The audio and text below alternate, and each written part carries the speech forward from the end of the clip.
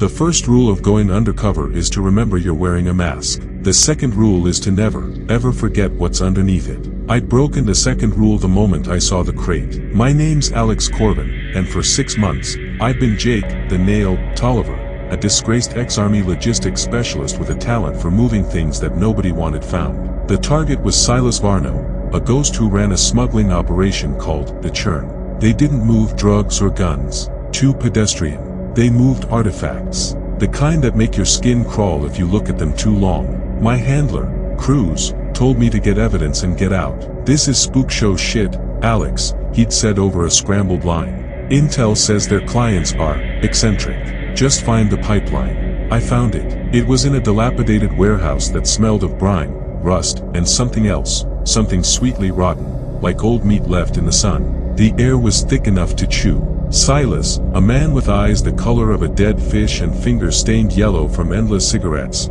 had finally decided I was worthy of a promotion. You've done good with the small-time spookery, Jake, Silas wheezed, clapping a bony hand on my shoulder. But tonight, you graduate. Tonight, you meet the family business. He led me to the back, past his crew of skeevy-looking bastards who all had the same 1,000-yard stare. They called this inner circle the Echo Team, and they were all bugfuck insane, whispering about the current and the great drift. I figured it was just culty nonsense to make themselves feel important. Then they brought out the crate. It was about 6 feet long, made of a dark, oiled wood banded with iron that looked ancient. But it was the symbols carved into it that made the back of my neck prickle, swirling, non-Euclidean patterns that seemed to shift if you didn't stare directly at them. And the sound, a low, rhythmic thumping, like a heart, but wetter, slower. A deep, resonant glug, glug, glug. What's in the box, Silas? I asked, trying to keep my voice a low growl, like Jake would. Silas smiled,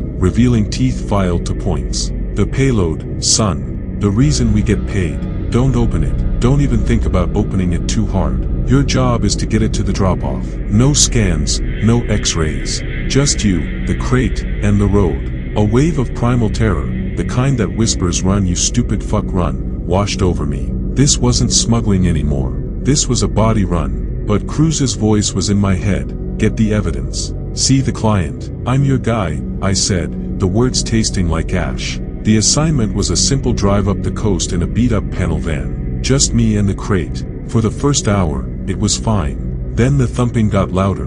Glug glug, glug glug. It was matching the rhythm of my own heart, and then speeding up, trying to pull my pulse along with it. I cranked the radio, some death metal station, but the thumping slithered underneath the distortion, a bass note from the bottom of the world. The sweet, rotten smell from the warehouse filled the cab, so thick I could taste it at the back of my throat. It was the smell of a forgotten grave. I started seeing things in the rearview. Not images, just movement. A shifting shadow that the crate shouldn't have been casting. My hands were sweating on the wheel.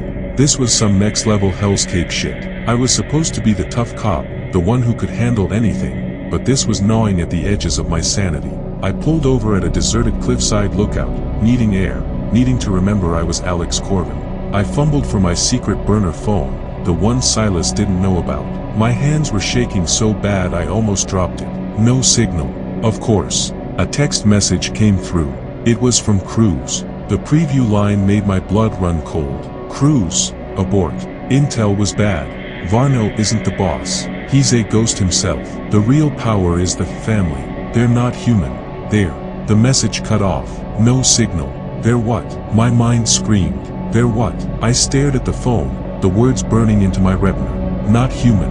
The skeevy crew, the whispers about the current, the fucking crate with its own heartbeat. It wasn't cult nonsense. It was a description. A sudden, violent thump from the van shook me from my panic. I spun around. The van's rear doors were still closed, but something was wrong. The lock on the crate, had it always been that intricate? It looked like a knot of writhing, metallic worms. I heard a sound then, not from the crate, but from inside my own head. A whisper, dry as dust and ancient. Almost home.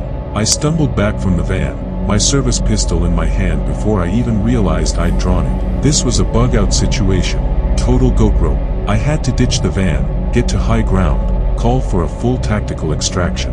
My cover was blown to hell anyway. That's when the headlights appeared, cutting through the coastal fog. A sleek, black sedan purred to a stop behind my van. The doors opened, and Silas Varno got out, along with 2 of his Echo Team goons. They didn't look angry. They looked pleased. "Trouble on the road, Jake?" Silas asked, his voice smooth as oil. "The crate, it's talking," I stammered, my grip tightening on the pistol. The mask of Jake was gone. Only Alex remained, terrified and exposed. Silas chuckled. "Talking? No, son. It's recognizing. You feel it, don't you? The pull. The current. It's been calling to you since the warehouse." The goons fanned out. I raised my gun. "That's far enough, Silas. I'm a cop. This is over." Silas stopped, but his smile widened. "A cop? Is that what you think you are?" "Oh, Alex. That's just the skin suit you've been wearing. A very convincing one. I'll give Cruz credit for that." "Cruz?" He said Cruz. My world tilted. "What did you say?" "Cruz. Your handler. A valued member of the family," Silas said, taking a step closer. "He's the one who suggested you for this job. Said you were susceptible. That you had the right kind of emptiness inside to hear the call." The betrayal was a physical blow, worse than any horror the crate had conjured. Cruz. The man who'd trained me, who'd had my back for a decade. He'd fed me to these monsters. "The client tonight, Alex, isn't some rich collector," Silas continued, his dead fish eyes gleaming. "It's a birthing ground. The crate isn't a package. It's an egg. And you're not the delivery boy. You're the welcome party." The 2 goons lunged. I fired twice, the shots echoing in the silent night. One went down. The other was on me, his strength inhuman. We crashed against the van, and as we struggled, my hand slammed against the crate. A shock, cold and electric, shot up my arm. The whispered voice in my head became a roaring chorus. "Home. Join US. Drift." The goon's grip loosened. He wasn't fighting me anymore. He was watching me, with a kind of reverent awe. I looked down at my arm.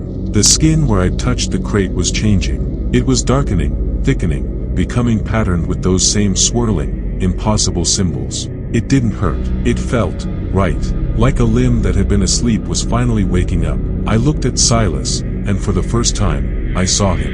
Not a man, but a colony, a thing wearing a skin suit that was starting to fray at the edges. And I saw the same potential in myself. The final twist, the one that broke me completely, wasn't the betrayal or the monster. It was the realization that the emptiness Cruz had seen in me, the loneliness, the disconnect from a normal life I'd never had, wasn't a flaw. It was an invitation. The family wasn't recruiting me. They were welcoming me home. I lowered the gun. The remaining goon bowed his head. Silas walked forward and placed the van keys back in my hand. His touch was icy. "The drop-off is 2 miles north. You know the way now, don't you?" I did. A map was unfolding in my mind, written in stars and currents I could suddenly feel. The horror wasn't out there anymore. It was in here. And it felt more like belonging than anything I'd ever known. "Yeah," I said, my voice a stranger's, a low rumble that harmonized with the crate's heartbeat. "I know the way." I got back in the van. The thumping was no longer terrifying. It was comforting. A lullaby. I looked in the rearview mirror. My eyes were starting to look like Silas's. Like dead fish. But I could see so much more. I put the van in drive and pulled onto the road, leaving my old life, my old self, in the dust. Alex Corvin was gone. Jake the Nail was gone. I was just the driver now, part of the Churn, moving toward the great, beautiful drift. And for the first time, I wasn't scared. I was hungry.